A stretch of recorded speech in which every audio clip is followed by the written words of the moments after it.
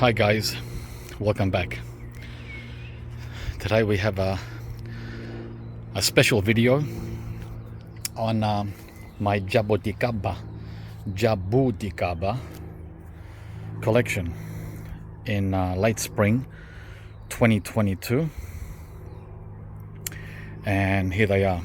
These are the youngies, the ones that I acquired over the last couple of years.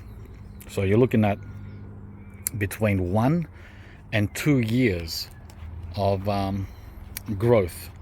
That's what you get with Jaboticaba. Don't expect anything like these figs that are only 10 months old. Yeah, under a year. They're like 4 times as big. So this is a different category of tree. Very, very slow. Some slower than others, especially the ones in the front. We're going to go through each variety that I have and document for future reference. So I'm going to start with this very, very bushy, happy, prolific variety that seems to have gone haywire over the last month. That is the month of October, maybe September too, and now in November it's just not stopping. It keeps on bushing out, which is great, but it's going out sideways. Did you see that? I don't like trees like that. I like trees that go vertical, like the ones behind it. Actually, like all of them. Maybe that one there is horizontal too, but anyway. So this variety here is the Giant. The Giant variety of Jaboticaba, and like I said, super healthy, super well, what can I say? You can't ask for more, right? From a young Jaboticaba in spring. Nice flush. I can't believe how big this flush is here. I wish it was in the middle, but it'll come, and then we can do our trimming once it's time. Okay, so that's number 1. Number 2 and 3 are these two little fellas that aren't very happy. Well, they're the most recent acquisitions as well. I only got these last summer, so they've been here for a year. So I take it they're 2 years old, maybe 3. They actually don't look healthy at all. Well, that one's not bad, but this one here, wow, very, very unhappy. It looks like the Aracha boy. That's how the Aracha boy looks too. Very dry and very just not happy at all. It's called the Costada. That's a Costada variety of Jaboticaba, and I think this one is too. Let's have a look. I've got 2 of them, I think. Yeah, that's the same one. So I've got 2 Costadas. Again, just in case, guys, we don't want to lose the tree after 5 years and say, oops, I've got to start again. So I just want one of these 2 to make it. And it looks like it might be this one and not this one. Well, who knows? We have a long, long way to go. So they're the 2 Costadas, right?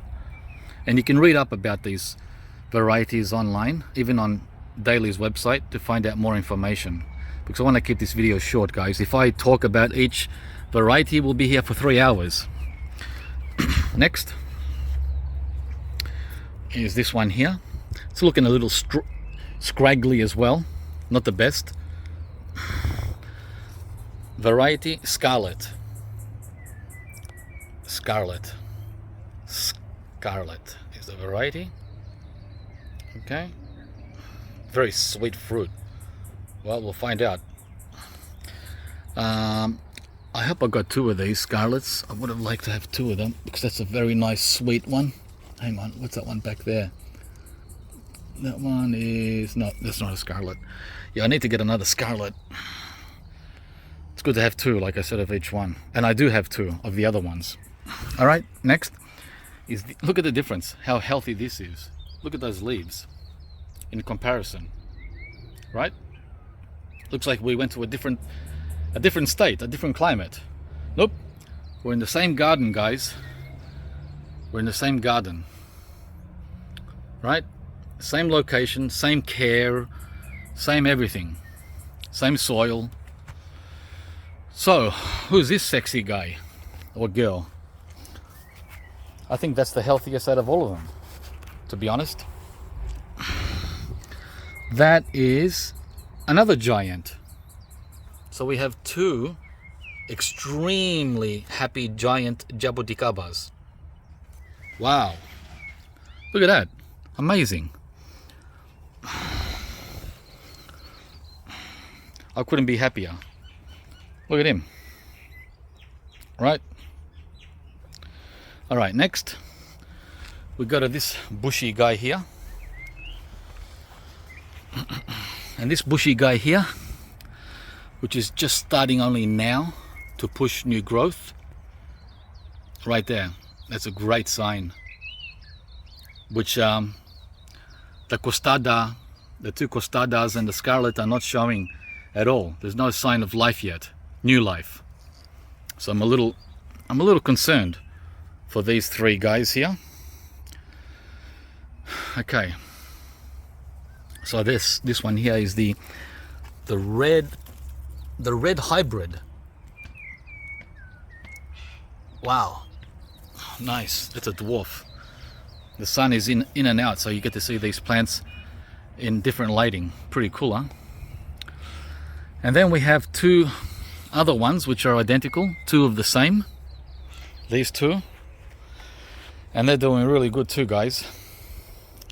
Lots of new growth. Not as bushy as the giant or the red hybrid. But they are different varieties. So let's have a look what varieties these are. Looks like a bit of gooey goo there. So these ones are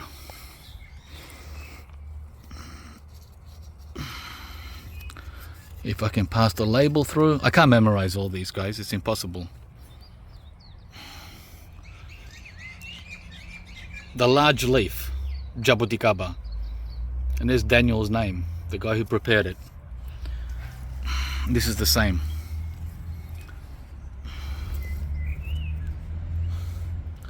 Large leaf. And it's got a lot of new growth. Super happy with both large leaf Jaboticabas.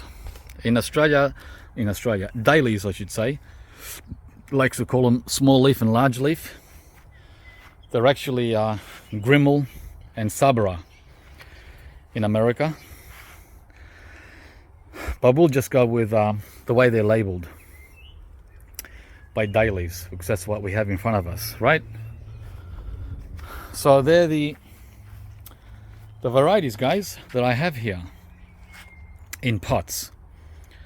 But that's not all I have. Let's see what else is growing here at Fruitopia. All right, we have this Jaboticaba that's been in the ground now for 10 or 11 months. There was a reed avocado here which was succumbing to some kind of issue with the soil, with, you know, the same old with avocados. And there's one there that had the same problem. Avocados are not my best friend. Did you hear me? Not. Even though I'm standing right in front of this massive, monstrous Wirtz avocado. They're still not my best friend and never will be. Trees that are so sensitive to soil conditions are just not friendly, guys. They're not fun. Unless you live in Florida, that's different. You just plant and forget. The drainage there is just stunning. Well, we don't have friendly drainage in Australia, or sorry, in Melbourne. In Darwin we do, but I'm not in Darwin. All right, guys, so this is another large leaf, Jaboticaba. Look at the new growth on this guy. So instead of sucking like the reed avocado did, he is pushing new growth. So wherever you're having problems with avocados, I suggest you rip them out and put them away wherever you want to put them. I put mine in pots until further notice, and replace those avocados in that terrible soil, right, with Jaboticaba. Jaboticaba doesn't seem to mind terrible soil. Well, how do I know? Well, look. No amendments. I haven't put anything into this soil. It's just native soil with gypsum. But that wasn't good enough for the reed. The reed wanted special, even more special treatment. No thanks. I'm not going to baby trees like that. So that's the large leaf Jaboticaba in the ground now for almost a year, doing fantastic. I can't wait till it's up to here, 2 meters, and we take it from there. All right, guys, I got one more tree to show you. This one is even more special than this one. You won't believe it. If this is the first time you've come to my channel, you won't believe what you're about to see. Yep, I've been doing some cleaning. Spring cleaning. Here it is. Whoa, it's so big, I got to step back. It's 3.5 meters. This is a small leaf Jaboticaba, and it's just finished pushing out new growth. October is when it was looking spectacular. So here we are, and currently flowering. It's been flowering for a month, and it's interesting that it hasn't set any fruit yet, considering the first flowers came at the beginning of October. So I think the birds come in here and just rip the flowers off. I got a major bird problem, major. So this is the small leaf, and it's 10 years old or thereabouts, right? Look at it. We're in Melbourne, Australia, just in case you didn't catch that. We're not in Florida, we're not in Queensland, we're not in Sydney. Okay, this is a big time Jaboticaba. It's flowered and fruited for me 3 times already. Not much, just a handful or 2 handfuls of fruit last year, which was a good crop. And I'm hoping this year it'll do even greater things. And that's from underneath.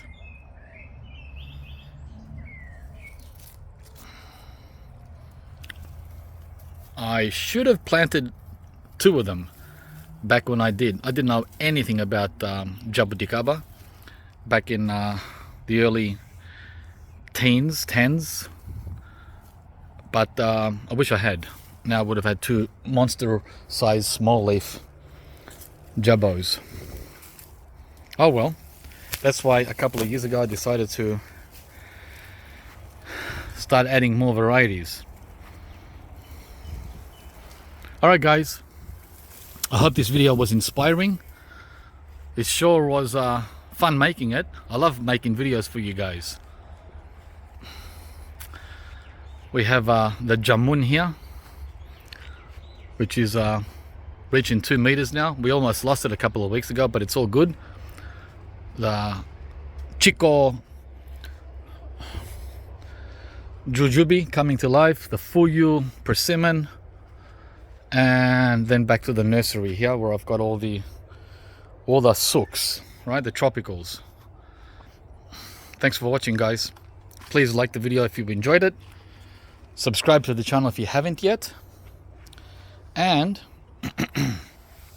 share the video with all who are interested in growing tropical fruit trees in a temperate climate, which is where I am. I'm not in, like I said, I'm not in the tropics or subtropics. I'm in the cool to warm, variable temperate climate. All right, guys. See you from the next video. Bye-bye now. Oh, I forgot to mention one other thing. Some of you might be wondering. I did not give these young plants any protection in winter. All of them were out here in the open all winter, unprotected, uncovered, to fend for themselves. And these are the results. Okay, now you can protect them if you wish, but they're very expensive, and it's up to you. I decided not to protect them, and that might be why the two Costadas have suffered, being the youngest out of the group, but I'm not sure about that. But I just wanted to throw that in before we departed from this video. No winter protection at all in the first and second year, guys. No greenhouse. So you do as you wish, but they're my results. Thanks once again.